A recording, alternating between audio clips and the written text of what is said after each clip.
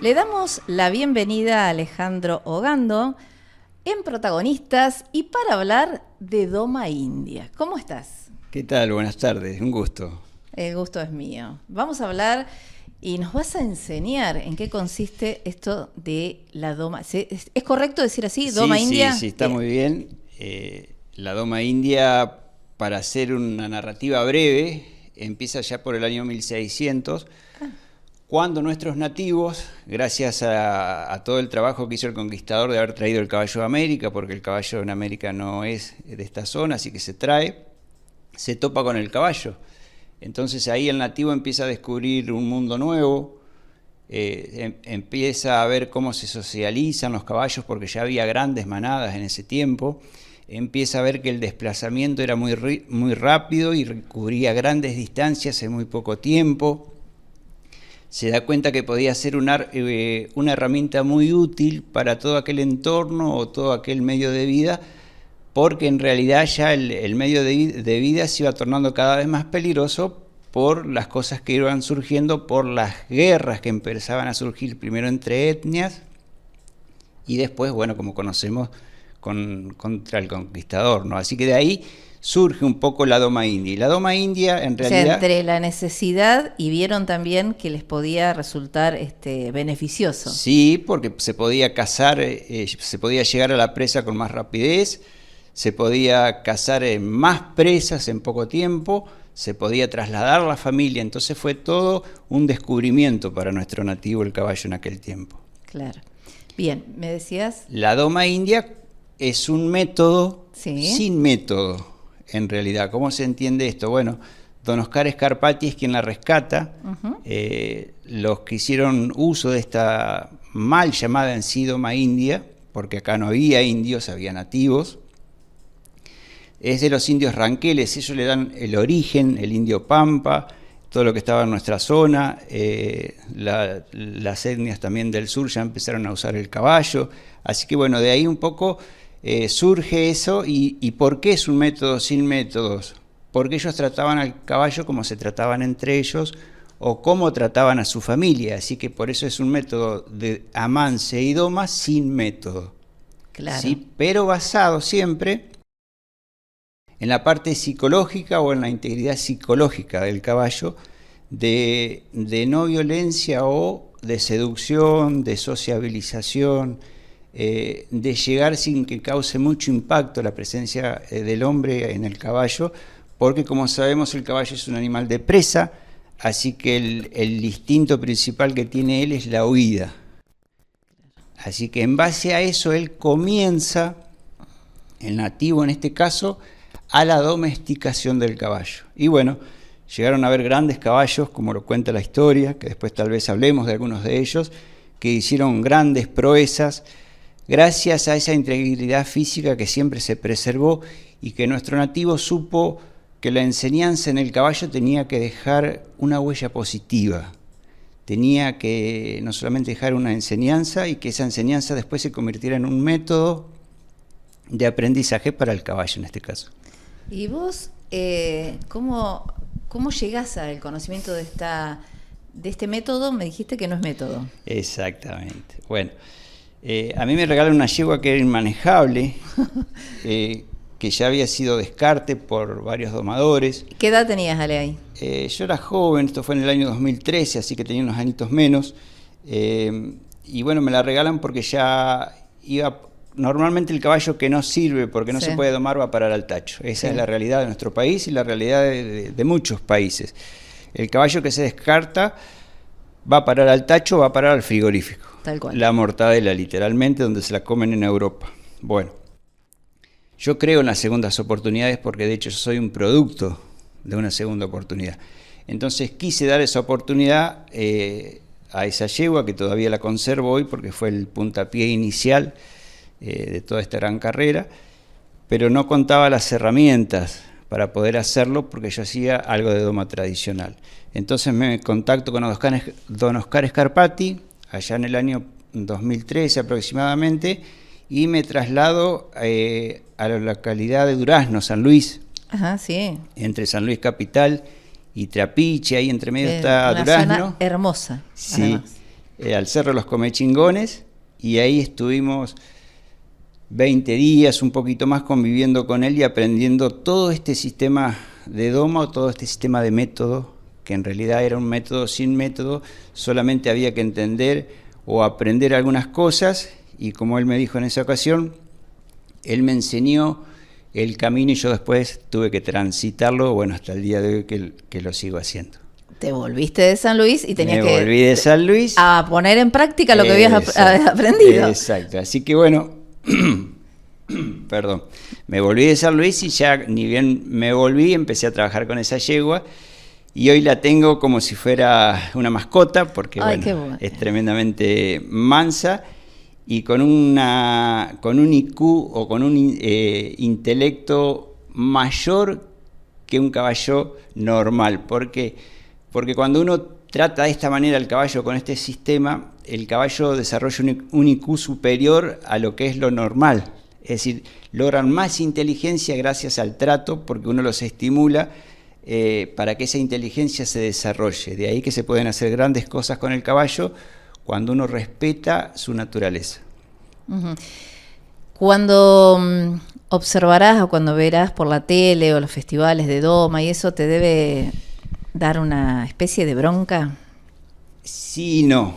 Porque si hablamos de la jineteada, también tenemos que hablar del polo y también tenemos que hablar del turf. Y ya me estoy metiendo en un tema que es muy finito, porque muchos cuestionan la jineteada. Yo no estoy ni a favor ni en contra, y lo que yo pueda decir es totalmente irrelevante. Pero si evaluamos la jineteada como maltrato, también tenemos que evaluar el turf como maltrato, y también tenemos que evaluar el polo como maltrato. ¿Por qué? Porque en el caso del polo, hablemos del polo específicamente, de 100 caballos a jugar el abierto llegan 2. En el camino quedan 98. Sí. ¿A dónde van a parar esos 98? O la mayoría de esos 98. Al tacho. Entonces, ¿qué es violencia y qué es no violencia? Bueno, tendríamos que sentarnos a discutir entonces y a dejarlo claro. Y bueno, es delgado el hilo, así que hay que evaluarlo o conversarlo muy, pero muy bien. Porque si vamos a decir que es violencia la jineteada, tenemos que decir que es violencia también el turf. Y qué negocio, además. Es negocio, porque los caballos también se quiebran corriendo y se mueren corriendo. Tal cual. Y se intoxican corriendo. Bien. ¿Por qué? Porque un caballo en estado natural nunca hace eso. Tal cual. Entonces, bueno, habría que sentarse a charlarlo. Sí, y que, como vos decís, esa conexión que lográs con el animal, bueno, ¿cuánto le debemos también? Vos decías cuántos animales históricos, que bueno, si los querés nombrar, y grandes proezas que han hecho, y no sé si le hemos devuelto el trato que merecen. Claro, mira, el caballo siempre tuvo protagonismo desde la época esa que yo te mencionaba. Bueno, en el caso de Europa nos lleva 500 años más de caballo. Siempre tuvo protagonismo en la vida del hombre. Para la labranza, para la guerra, para llevar a un enfermo al médico, es decir, para todo. Entonces le debemos mucho al caballo. Hoy estamos en esta posición o disfrutando de estos adelantos gracias a esas 4 patas que existieron en el pasado, porque hace muchos años atrás todo funcionaba a caballo. Tal cual. O a fuerza o a tracción animal, así que le debemos mucho. Y el caballo tiene mucho potencial. ¿Por qué? Porque a mí también me ha tocado trabajar en terapias asistidas con caballos. Ahí estábamos ya hablando de discapacidad, que el caballo para eso es un gran maestro, porque tiene un corazón 5 veces más grande que nosotros, los seres humanos. Tiene la capacidad de sincronizar su coherencia cardíaca o su frecuencia cardíaca con los demás caballos y con el ser humano también. Entonces, es una gran escuela para aprender, para disfrutar, para sacarle todo el provecho que uno puede hacerlo, pero de una manera correcta. Esa pasión, ¿sí?, que descubriste, quizás no fue casualidad. Tenías que descubrirlo, porque no sé si esa yegua llegó por casualidad a tu vida para que descubrieras todo esto. Yo, analizando las cosas después con el paso de los tiempos y con la madurez que me ha dado incluso los errores, llego a descubrir que nada sucede porque sí, todo tiene que ver con todo. Yo ya desde muy pequeño tenía cierta afinidad con el caballo y tuve uno de los lujos de poder jugar con caballos.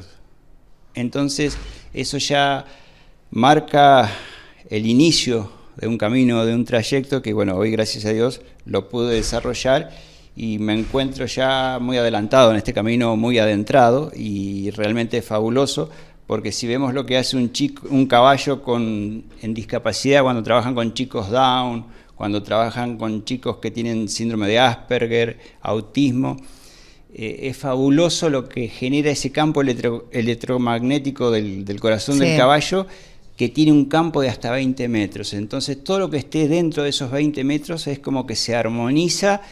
Tiene una magia especial. Y late todo junto y al mismo son y al mismo compás. Por eso tenía que pasarte todo esto. Tenía que pasar. Te tenía que pasar. ¿Tenés algún apodo? Me dicen el gaucho, algunos. ¿Será casualidad? Conocen. No. Creo que sí, pero bueno. Nunca mejor el apodo. ¿Qué siente Alejandro cuando, suponete, alguien te lleva un caballo y dice, no, con este no puedo? Y vos lo lográs. ¿Qué acá en tu corazón, qué sentís? Sí, hay dos cosas, mira. Cuando alguien no puede con un caballo, yo siempre tengo dos pilares básicos. Ayudar a la persona para que pueda con su caballo, y ayudar al caballo para que pueda con su jinete o con esa persona que lo va a manejar o que lo va a tratar. Porque acá se trata, como me ha tocado hacer, reeducar caballos y reeducar jinetes o personas. Entonces, creo que cuesta más el jinete, ¿no? Cuesta más el jinete, efectivamente, porque el caballo aprende muy rápido y a veces el jinete está limitado por algunas predisposiciones a nivel emocional que tiene, y eso también hay que derribarlo y hay que trabajar para que ese jinete o esa persona tenga una buena base, que esté en armonía con, en este caso, el sentir del caballo también. O sea que la satisfacción en el momento en que lo lográs debe ser enorme. Sí, es mutuo, es mucho trabajo también, hay que trabajar mucho a veces. ¿Hay un tiempo determinado o no? No. Depende del caballo y depende de la situación. El tiempo determinado, esto es un proceso. El proceso de la mansa y de la doma es así, se llama un proceso, y puede durar toda la vida del caballo, porque yo tengo caballos que ya tienen 15 años y hoy siguen aprendiendo cosas. Entonces es un proceso que mientras el caballo viva, él va a seguir aprendiendo si vos les das los medios o la circunstancia y el sistema para que el caballo siga aprendiendo. Es como aquel músico que toca guitarra o piano. Claro. Siempre está va aprendiendo. A seguir aprendiendo. Claro. Con el caballo sucede lo mismo. Un término intermedio para el amance y la doma dura 1 año aproximadamente. Claro. Va a depender de la capacidad del caballo y de la capacidad que tenga el adiestrador, sin olvidarse que el adiestrador siempre tiene que dejar una huella positiva en el caballo. Así que es también una responsabilidad muy grande. Suponete que alguien trató de amansarlo por el método tradicional. Es más difícil, ¿no? Que llegue a tus manos y que hacerle perder ese temor al caballo, al castigo, sí, ¿no? Porque es como cuando vos compras una ropa de segunda mano. A veces hay que coserle algún agujerito. Con el caballo sucede lo mismo. Siempre es mejor llegar al caballo cuando no ha tenido ningún contacto con el humano. Se hace todo mucho más fácil porque el caballo es muy sensible a todo y es muy inocente. Las conductas mal aprendidas empiezan porque lo peor que le puede pasar a un caballo es toparse con un domador. Claro. Entonces las conductas mal aprendidas empiezan ahí en ese momento, cuando el sistema que se usa para la enseñanza del caballo no es del todo correcto.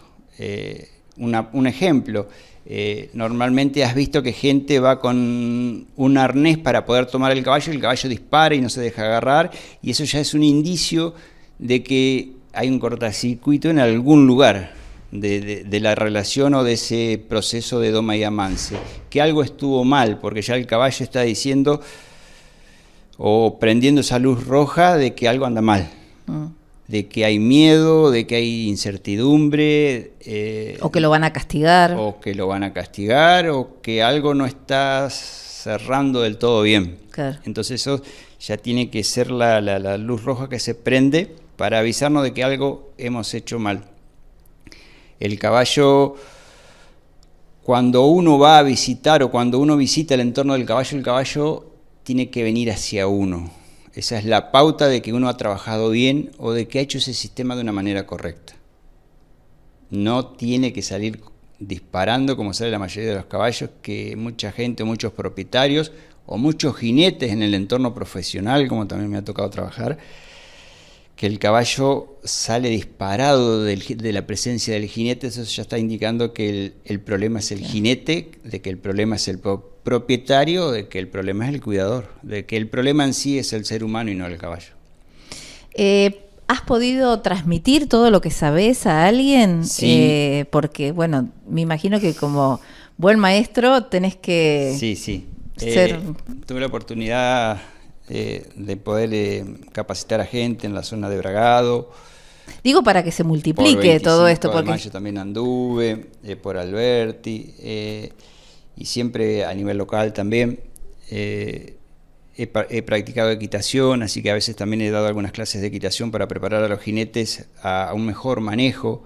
He hecho algo de adiestramiento, que es un deporte de alta escuela donde se le pide al caballo movimientos gimnásticos con mucha sutileza. Entonces, bueno, he tenido la maravillosa oportunidad de poder enseñar a gente diferente, de diferentes edades, de diferentes sexos, y de trabajar también con niños con discapacidad, que eso realmente es atrapante, porque ahí te das cuenta la capacidad que tiene el caballo para ayudarnos a nosotros los seres humanos a poder mejorar una situación donde a veces nosotros no podemos manejarla. Y ahí ya es otro el sentimiento que se genera y otro el vínculo que se genera con ese caballo. Es decir, que al transmitirlo, ese efecto multiplicador, vos ves que, bueno, voy por buen camino, porque no solamente lo puedo hacer yo, sino que hay otras personas que también lo van a hacer. Sí, de hecho yo tuve grandes profesores en la vida del caballo, y uno de mis grandes profesores fue una niña de 9 años. ¿Cómo? ¿Por qué? ¿O qué tenía? Simplemente tenía la delicadeza en sus manos de no hacer daño al caballo. Tenía la inocencia de los 9 años y se estaban juntando o trabajando en armonía dos seres totalmente inocentes, una niña de 9 años y el caballo. Para que vos tengas una idea, el IQ del caballo, es decir, el índice intelectual, es de un niño de 2 años. Para que vos tengas una idea más o menos de cómo hay que tratar un caballo. Igual que sea un niño de 2 años. Entonces, si uno quiere enseñar, si uno quiere trabajar, por más que pese 500 kilos, tiene que trabajar con ese concepto también como base. Es un niño de 2 años. Así que eso ya fija la pauta o la norma o el modo operandi para poder seguir adelante. ¿Esa niña tenía alguna discapacidad o no? No, simplemente tenía la capacidad y la inocencia que dan los 9 años y manos de ángel. Porque tuve un profesor español que decía, que nos enseñaba cuando hacíamos equitación, ahí en San Luis también, que tomábamos algunas clases, nos decía cerebro de hombre, manos de mujer. Entonces con ese dicho, él lo decía hablando así con un buen español, nos decía que obviamente hay que pensar como un hombre, como un jinete, pero tener unas manos delicadas cuando uno pide una orden o pide un movimiento, en este caso al caballo. El de la nena esta que decís. Exacto. No, yo te preguntaba esto porque me decís que fueron grandes maestros también los niños con otras capacidades. El caballo fue un gran maestro, o hasta hoy. Don Oscar Scarpati siempre me decía, si uno es buen observador, cualquiera puede ser tu maestro. Tal cual. Entonces, mis grandes maestros también fueron los caballos, porque ellos me enseñaron mucho. Me enseñaron que para hablar con un caballo no hay que gritar, hay que susurrarlo al oído. Entonces esas también todas esas cosas, todas esas pautas que a veces no están en los libros, te las enseña el caballo o te las cuenta un caballo en este caso. Te hace desarrollar una capacidad o una sensibilidad que una persona normal o común no tiene. Eso te lo enseña el caballo, en el día a día, en el trabajo a corral, en el trabajo a campo, en un picadero cuando te toca picar un caballo. Entonces eso te lo va enseñando esos momentos especiales que tenés con los caballos. Tus amigos, tu familia, ¿qué dice cuando ven esta pasión por los caballos? Bueno, tengo la pasión por esta profesión es muy solitaria. Entonces hay pocos amigos, mis grandes amigos son los caballos. Uh-huh. Tengo algún par de amigos, pero son muy pocos. ¿Comparten esto de ir a ver cuando...? En realidad, si vos lográs estar a solas con el caballo es mucho mejor. Sí. Pero a veces van algunos para que explique algo o porque quieren aprender algo, bueno, y en ese caso sí lo hago. Pero siempre, yo he trabajado a veces hasta de madrugada con caballos. Eso te iba a preguntar, si hay una hora en el día en que es mejor. En el caso de caballos que han venido con grandes vicios, vinieron caballos de una cabaña en una ocasión de caballos criollos con muchos vicios que había que corregir y que había que trabajar y entregarlos de una manera rápida. Entonces trabajaba normalmente por la madrugada, a partir de las 11 de la noche hasta 3, 4 de la mañana. Es decir, cuando todos dormían, yo estaba trabajando con ese caballo porque las cosas importantes suceden a esa hora de la madrugada, ¿sí? 3, 4 de la mañana es cuando todo está en calma y cuando se puede disfrutar o hacer un relevamiento mejor del estado del caballo. Los caballos también sufren de depresión. Tuve un caballo que me llega con indefección adquirida que se llama, y ese caballo es como si lo tuviéramos que comparar a una persona, es como si hubiera tenido depresión. Entonces hay que sacarlo de porque lo habían castigado mucho, ¿no sabes por qué? Lo habían castigado. Por una doma muy violenta. Claro. Entonces ese caballo había que sacarlo de esa indefección adquirida, y eso se hace en momentos de mucha calma, cuando me tocaba sincronizarme no solamente con el latido del corazón del caballo, sino con la mente del caballo. En esos caballos, en este caso, tenés que pasar a ser un susurrador porque tenés que entrar en la psiquis del caballo, y eso ya es un poco más profundo, donde hay que manejar otros conocimientos. Pero hubo que lograr eso, hubo que hacer eso para que el caballo aceptara la presencia de un ser humano y aceptara la presencia del jinete y aceptara trabajar con ese jinete. Uh-huh. Entonces es algo muy profundo, muy apasionante, pero también de mucho conocimiento. Ese fue un gran caballo, uno de los grandes maestros de la vida, porque me enseñó muchísimas, pero muchísimas cosas.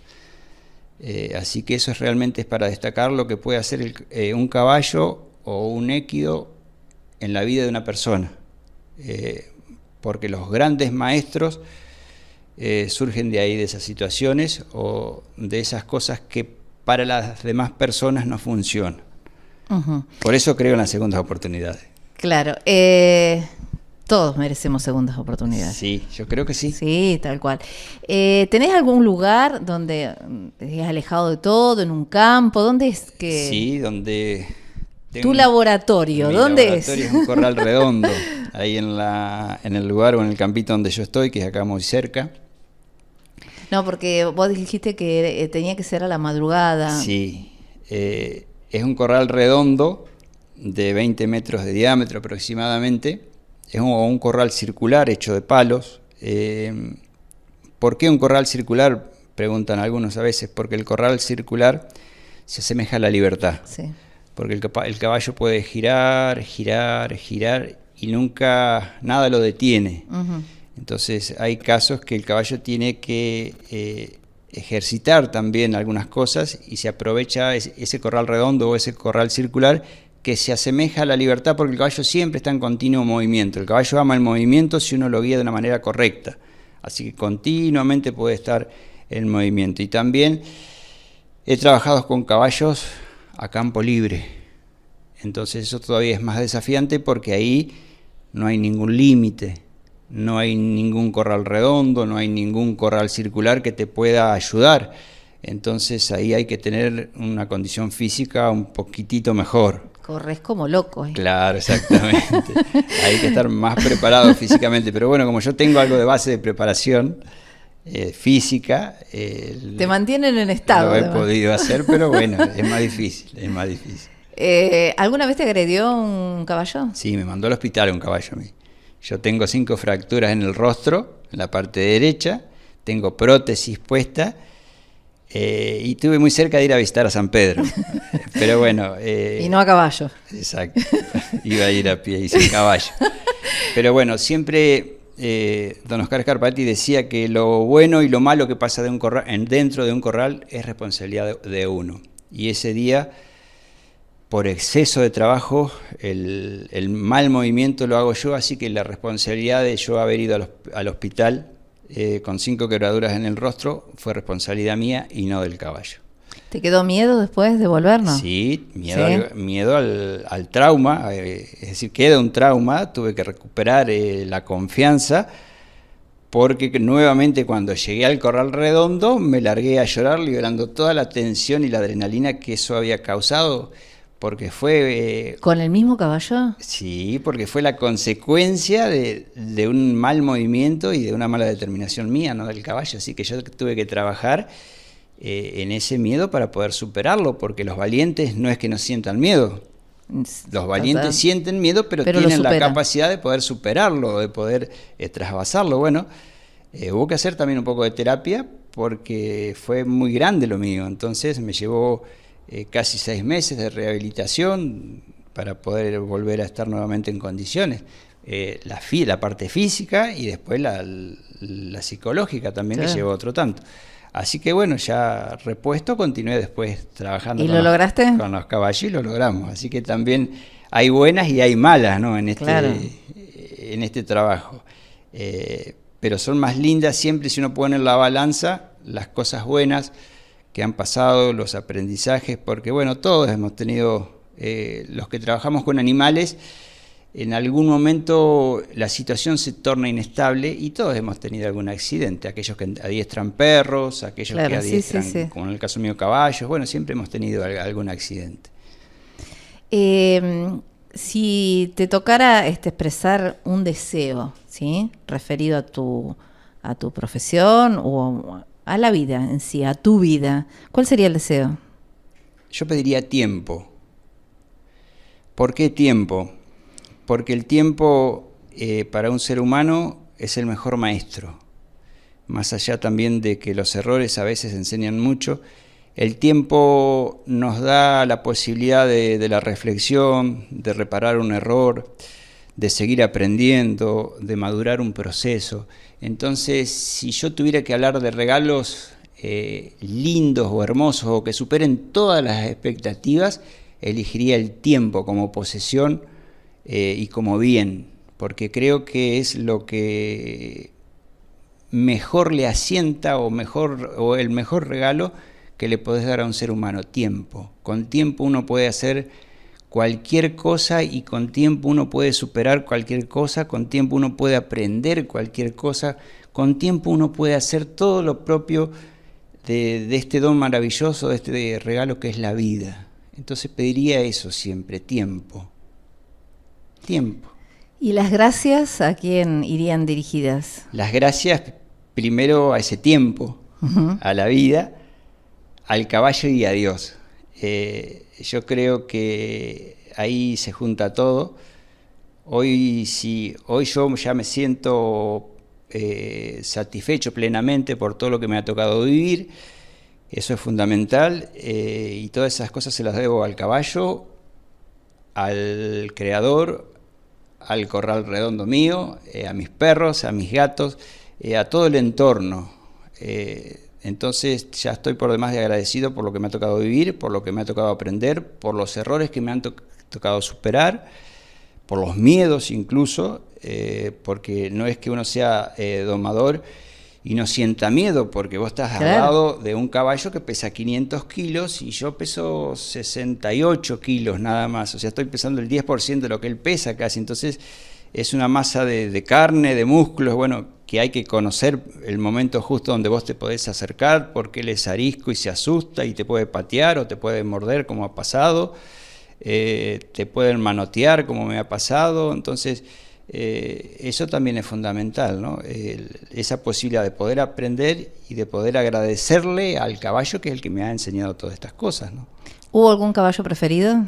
No debería, ¿no?, preguntarte eso. Sí, hubo un caballo preferido que se llama Corazonada, una yegua silla argentino, que yo hacía un espectáculo de doma en libertad con esa yegua, una yegua con un IQ muy alto, casi de 200, donde yo solamente pedía algunos movimientos a ese caballo con la voz.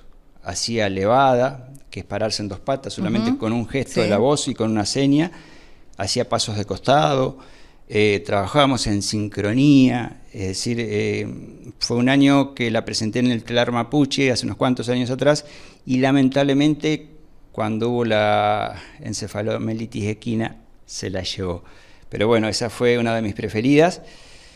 Hoy estoy ya a punto de empezar a trabajar con el hijo, porque me dejó un hijo que fue un campeón de la vida porque sobrevivió a la muerte de la madre con 2 meses, sobrevivió al encéfalo y sobrevivió a mamadera, porque tuve que darle mamadera. Así que bueno, ese está... ¿Le pones nombre a los caballos? Sí, les pongo el nombre generalmente en referencia a rasgos o particularidades del caballo. Esa yegua Corazonada se llamaba así, justamente. ¿Y el hijo? El hijo todavía no tiene nombre, porque estoy esperando que se defina. Es un caballo que va a ser muy, muy, muy similar a la madre, con un IQ también, porque ya me lo estaba demostrando, pero estoy esperando, como tiene 2 añitos, todavía es adolescente. Estoy esperando que llegue un poco a la edad de adulto. Ahí lo bautizamos. Y ahí ya lo bautizo. Algo que no te haya preguntado de Doma India y que me quieras contar específico de eso, porque hemos hablado también de la conexión que se nota enorme que tenés y la pasión que le pones, quedó más que claro. Bueno, gracias. Mira, algo que te quiera contar yo es que cuando uno llega a la psiquis del caballo de una manera correcta, crea un caballo con el vínculo que dura toda la vida. Es decir, el vínculo con mi caballo, el único que lo puede romper soy yo, porque el caballo lo va a llevar o me va a llevar dentro de ese vínculo hasta que él se muera. ¿Sí? Y gracias a ese vínculo... Totalmente fiel. Sí. Yo creo que más que un perro. Hablan del perro como un animal fiel, yo creo que el caballo es más fiel que el perro. Y lo que he visto es que gracias a ese vínculo se pudieron hacer grandes cosas. Si tuviera que nombrarte caballos famosos de la historia, no te voy a contar los caballos que nombran los libros, porque sería muy parco de mi parte, porque hay otra historia que no se escribió. Entonces esa historia también es mucho más apasionante. Por ejemplo, Pringles en Chancay. Yo no te voy a contar la historia de Pringles en Chancay, que tienen que ver incluso con el Chancay nuestro de acá. Pringles fue granadero de San Martín, llevaba una orden, y lo que hizo Pringles con su caballo quedó grabado en la historia, en los libros. Hay algunas historias de Pringles que es fenomenal. Lo que hizo, por ejemplo, Simón Coliqueo con su caballo en la guerra de San Carlos de Bolívar, acá muy cerca, también tiene que ver con nosotros. Esto fue fenomenal. ¿Por qué fue fenomenal? Y a veces la gente no lo conoce cuando sucedió entre nosotros. Esto es de acá, no de nuestra época, pero sí de nuestro terruño. Año 1872, creo que fue un 8 de marzo, si no me falla la memoria. Coliqueo se había hecho mitrista, viene la guerra de San Carlos de Bolívar, al frente venía el Gran Cafulcurá, venía con 5.000 lanzas de guerra, de batalla, que era una cosa... es como decir, el ejército más poderoso del momento lo traía Cafulcurá. Y Simón Coliqueo con su caballo van hasta San Carlos de Bolívar, que hay 160 kilómetros, junto con los 200 lanceros que lleva. Entra en batalla, la batalla dura todo un día, y el viaje para llegar hasta San Carlos de Bolívar dura 1 día y medio, porque hay 160 kilómetros. Para cubrir 160 kilómetros de a caballo es un día y moneditas de cabalgar y de cabalgar y de cabalgar. Después entra en batalla, la batalla dura 1 día y después vuelve. Entonces, ¿qué corazón tenía ese caballo? Hoy, si tuviéramos que hacer eso, lo que hizo Ignacio con un caballo de los que tenemos hoy, no lo puede hacer, porque no está preparado, habría que prepararlo. Entonces, hay grandes historias, como también el gateado de Catriel, que fue el caballo más caro de la historia, porque se pagó 200 caballos. Es como si a vos te compran tu auto y por tu auto te dan 200 autos más. Entonces, fue el caballo más caro de la historia. Entonces, hay grandes historias. Bueno, como te decía, Pringles en Chancay, que era hijo de la Juana Coslay, que que era el cacique. Bueno, no te voy a tirar más datos para que también la gente busque esas historias que son tremendamente lindas, ¿no? Y tremendamente evidentes de que esas cosas se pudieron lograr por ese vínculo que existía entre el jinete y el caballo, porque Pringles con el caballo se tiró al precipicio. Sí. Entonces, eso solamente lo hace un caballo que confía en su jinete. Imagínate. Se tiró a la muerte. Se tiró a la muerte, pero el que lo sabía era el jinete, no él. El caballo confió. Exactamente. Entonces, de esas historias hay muchísimas y bueno, las tendríamos que conocer, las tendríamos que compartir para... Sí, además por el aprendizaje que nos dejan. Exactamente. Mira, Alejandro, ha sido un placer hablar con vos. Creo que has dejado mucha enseñanza para todos los que nos van a escuchar y te agradezco la pasión que le pones y te agradezco el cuidado hacia el caballo. Es cuidar la vida. Sí, tengo un deber. El conocimiento del caballo me hace responsable de cuidar el alma del caballo, de cuidar la integridad del caballo, de cuidar el espíritu del caballo. Entonces eso me hace responsable, porque la libertad es hermosa y es fabulosa, pero también exige responsabilidad. Entonces yo creo que tienen que ir de la mano y creo que tenemos que ir haciendo cosas juntos nosotros los seres humanos, en este caso con el caballo, que evidencien esa libertad acompañada de una gran responsabilidad. Bien, te deseo tiempo. Gracias, es lo que mejor me podés regalar, porque lo voy a apreciar mucho, porque realmente lo necesito. Bueno, te lo deseo de todo corazón, mucho tiempo. Gracias, entonces... ¿Sí? Y muchas gracias por este momento. Espero que te hayas sentido cómodo, para mí fue muy, muy cómodo. Sí, me sentí muy cómodo. Gracias por esta invitación, gracias por hablar del caballo, gracias por hablar de Doma India. Y bueno, y todavía queda mucho camino por recorrer, mucho conocimiento por aprender, mucha experiencia por compartir. Así que para retribuirte, también te regalo tiempo para que puedas hacer todas las cosas que vos como persona y como mujer querés hacer. Muchísimas gracias. Gracias a vos.